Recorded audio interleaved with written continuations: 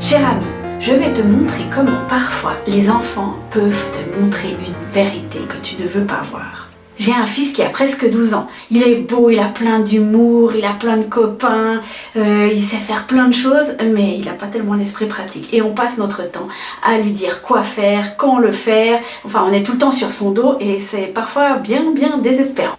Il y a quelques semaines, il a eu une gastrite, une inflammation de l'estomac. Il a été traité, mais à l'arrêt du traitement, il a fallu seulement 2 semaines pour que les symptômes réapparaissent. Et encore pire. Donc on est allé voir les médecins, une gastro-entérologue, il a un traitement plus lourd, il aura des examens plus conséquents et il n'est pas bien. Vous êtes d'accord avec moi que souvent on dit que les problèmes gastriques, c'est ceux qui sont sous stress. Mais je dis toujours de mon fils que c'est pas un bileux, ça lui coule dessus, toujours tout. Et je me suis rendu compte qu'il fallait peut-être revoir ma copie. Je me suis donc posé la question, quelle pourrait être la source de stress pour mon fils. Et puis je ne sais pas vous, mais c'est souvent en discutant avec une amie que tout d'un coup, il y a quelque chose qui en ressort. Et c'est ce que j'ai fait.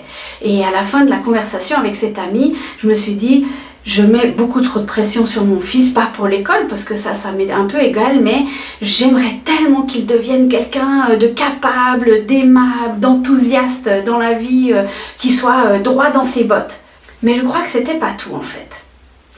J'ai écouté une émission à la radio sur France Inter qui traitait du sujet comment donner la confiance en soi aux enfants.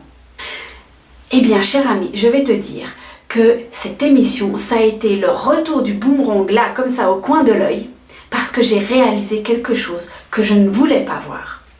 Dans cette émission, ils expliquaient que pour donner la confiance en soi aux enfants, il fallait de la confiance et de la sécurité. Alors ça, je sais très bien le faire. Alors vraiment, je donne la sécurité, je suis une vraie mère poule. Et de l'autre côté, il fallait leur faire confiance. Et c'est là que je me suis rendu compte que je ne faisais pas confiance à mon garçon. Oui, je lui fais confiance quand je lui demande une tâche ou quand je lui demande de revenir à la maison à une telle heure. Mais en fait, je ne lui fais pas confiance pour l'avenir, pour sa vie. Je passe mon temps à me demander comment il va faire dans la vie et comment il va se débrouiller. Ce que je fais tout le temps avec lui, c'est que je lui colle un post-it sur le front et je lui dis « Tu vas échouer ». Vous imaginez la sentence que je mets sur le front de mon fils, il va rater. Mais c'est horrible. Après avoir pris conscience de ça, j'étais pas vraiment fière, même pas du tout. Et je me suis posé la question, quel était le regard de Dieu là-dessus? Puis je me suis dit, est-ce que Dieu, il nous met sur notre front, tu vas rater? Ou bien est-ce qu'il nous met sur le front, vas-y, tu vas y arriver, je te fais confiance. Si on prend les personnages bibliques, moi je pense que sur le papier, il n'y en avait pas un qui était vraiment capable.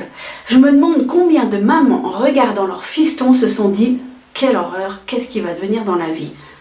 Gédéon par exemple, qui n'arrêtait pas de pleurnicher. Est-ce qu'il était dans les jupes de sa mère et que sa mère se lamentait en disant « Mais qu'est-ce qui va devenir ?» Et pourtant, Dieu leur a fait confiance. Et c'est là que je me suis dit que moi j'avais quelque chose à apprendre et à faire. J'ai pris du temps avec mon fils. Je lui ai expliqué ma réflexion, je lui ai expliqué mes peurs, je lui ai expliqué à peu près tout. Et puis je lui ai demandé pardon. Pardon de ne pas lui faire confiance.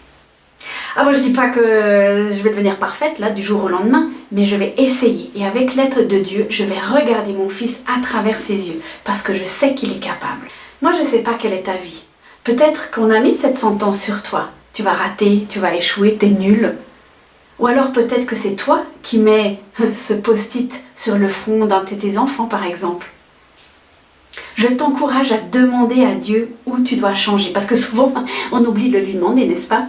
Et tu verras, il y aura des choses qui vont apparaître. C'est pas très drôle au début, franchement, mais ça en vaut la peine.